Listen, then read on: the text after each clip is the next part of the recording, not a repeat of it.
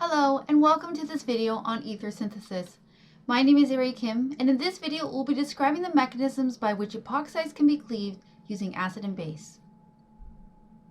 We described how acyclic or straight chain ethers can be cleaved in a different video. Here we're going to describe the cleavage of epoxides or cyclic ethers with three members.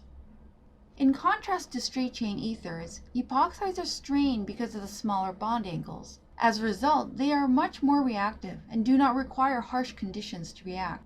Symmetric epoxides have an equal chance of either carbon on the sides of the oxygen to be attacked by a nucleophile, resulting in a chain break and the same linear molecule regardless of which carbon was attacked. Treatment of a symmetric epoxide with an acid or base will result in the same product with a ring opening.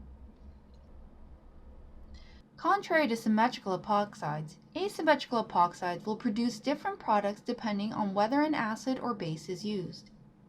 Just like straight chain ethers, the first step in an acid-catalyzed cleavage of an epoxide will be protonation of the oxygen.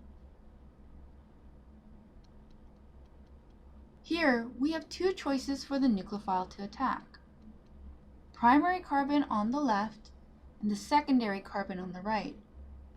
Interestingly, the more substituted carbon will stabilize the partial positive charge best, making the secondary carbon our electrophile. The nucleophilic bromine ion will attack, and the electrons will simultaneously shift to the oxygen to break the carbon-oxygen bond, giving us our product 2-bromo, 1-propanol. Notice here that the bromide is on the most substituted carbon and our hydroxy group is on the least substituted carbon. In contrast to the acid-catalyzed reaction, when an asymmetrical epoxide is reacted with a base, the nucleophile will attack the less substituted carbon because of decreased steric hindrance. We get an opening of the ring, and a separate acid workup step will give us our product 1-bromo, 2-propanol.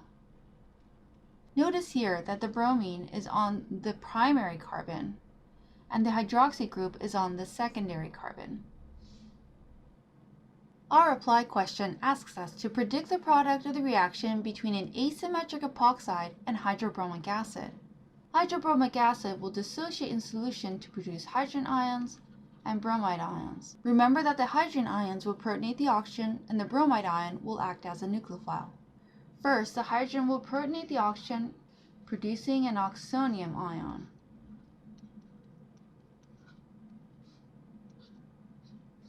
Next, recall that acid-catalyzed reactions will have the nucleophile attack the most substituted carbon.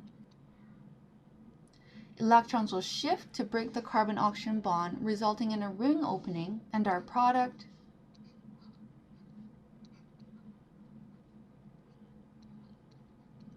which is 2-bromo, 2-methyl-propanol. To sum up what we reviewed, treating an asymmetric epoxide with acid results in the nucleophile attacking the most substituted carbon. Treating an asymmetric epoxide with base will result in the nucleophile attacking the least substituted carbon. The two reactions will produce different products.